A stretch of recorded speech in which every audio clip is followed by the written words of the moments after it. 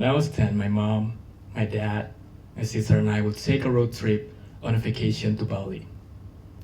I remember my mom from the front seat would turn back and look at me and give me this book of map and say, "Here, have fun." And I did have fun. It was a lot of fun. I like to put my tip of my finger on a piece of paper and trace down the road as we go through. That same 10-year-old who's looking at this two-dimensional paper world will imagine, what does it look like in a three-dimensional world? Remembering the experience, it got me thinking, just maybe we can look at our life the way we look at the map of the world. Or maybe we can also look at the world as it is, as we experience it, as the emotions rising up, and we can build our own personal map. I decided to go to an exchange program in the United States in 2009. I thought that I was going to be hosted in either New York City or Los Angeles, because those are the famous cities. My map of the United States was just as simple as New York City and Los Angeles. I thought that I was going to live in this concrete jungle where dreams are made of, and there's nothing you can't do. But no, I live in Kansas, when there's nothing you can do. We literally have to drive around 30 minutes to go to the closest Pizza Hut or movie theater, even 2 more hours to go to the closest theme park. It's the place when the population of cows, maybe 10 times higher than population of human. There's nothing in Kansas. But in that nothingness, I found a loving community. This is the place where everyone knows each other. This is the place where I found my best friend, who at first I didn't know how to connect with. This is the place where I found a family who took care of me so deeply, as if I was their own kid. Sometimes I look back and wonder, how did that happen? How could I ever go to the United States? My parents wouldn't be able to afford any of it, let alone to live abroad for 1 year. But the more I think about it, the more I remember this 10-year-old who's tracing down the road as we go through. He would flip that map and look at the map of the other side of the world. This guy wondered, how does it feel to live in another country? This guy would wonder, how does it feel to experience something else, something that he never knew before? Does American high school students really dance around and sing every lunchtime? Do they really eat grass every day? By the way, we say grass, the way we say grass, it means salad. How do you play American football? Do they like soccer? How does snow feel like? How do you build a snowman? Do you want to build a snowman? But just like everything else in this world, something has to end at a certain point. So it did, my exchange year did end in 2010, so I have to fly back to Indonesia. The thing about being home in Indonesia is that I love that place. I love my parents, I love my friends, I love the people there, I love the environment, I love the weather. But the thing is that it's not necessarily the best place on earth when you have the community who encourage you to do what you want to do or ask the questions about what is normal. This place is about you have to do what people tell you to do in order to be successful. I remember that one day my mom and my dad called me and tell me, Baya, you have to be a doctor, because that path is the most appealing path to get money and to have a successful life. I don't want to be a doctor. I don't know if I don't know if I would enjoy that. That example is just one small representation of the community that will not ask you what you want or will not encourage you to question that. It seems like someone is drawing this railway in my own personal map and say, Baya, you have to get in that train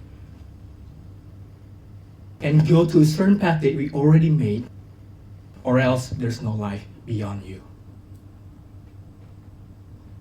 They tried to feed me with this fear, of the feeling of fear that says that you will not have life if you do not follow this path. The same fear they tried to feed me, stripped down my curiosity. There's a saying in Spain, their motto, hundreds years ago, their motto was ne plus ultra, which roughly translates to there's nothing beyond. It means that in the west side of Spain, there's water and there's nothing beyond that water. And one, they don't have the curiosity to find out. Two, they're too so self-pride that they are in the age of their world. In a lot of ways, that was me too. Because the worst part is not that people tell you what to do. The worst part is that I believe them. In a lot of ways, I also do that too. In a lot of ways, that I would say to my friends that, hey, I have lived in the States for 1 year. This is what you have to do to have a happy life.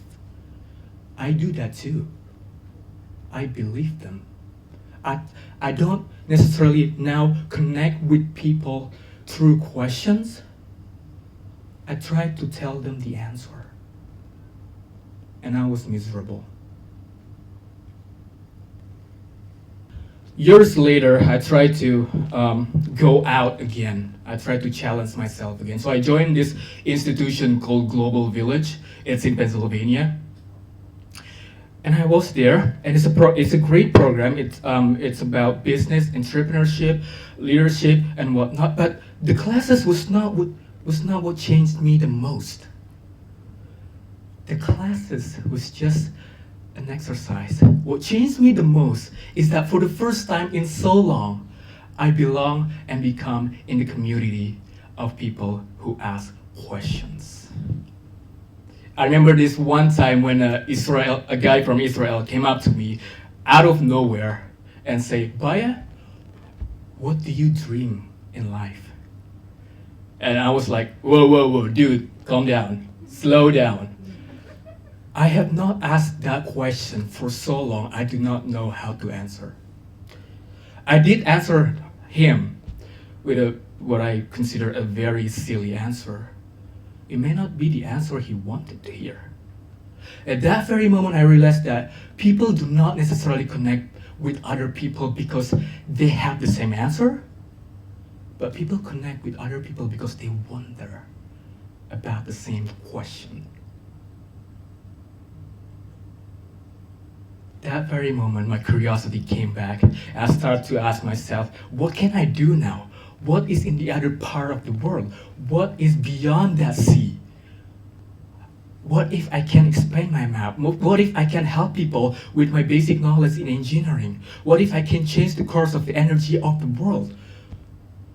How can I do that? I start asking these questions, and it keeps me alive, and it keeps my curiosity alive as well. Hundreds years after after the discovery of the continent of America, the Spain decided to change their motto. Ne plus ultra, there's nothing beyond, to plus ultra, more beyond. They strip down their ego, they strip down their pride and say that, hey, there's more beyond that water. And you just have to be curious enough to find that. Maybe you were afraid of asking those questions. Maybe your community did not support you to do that. Maybe you look like you're stupid people who ask these silly questions of changing what is normal, or at least just asking what is normal. But here's the thing. Isaac Newton, we can't easily say that he invented or he discovered the formula of gravity.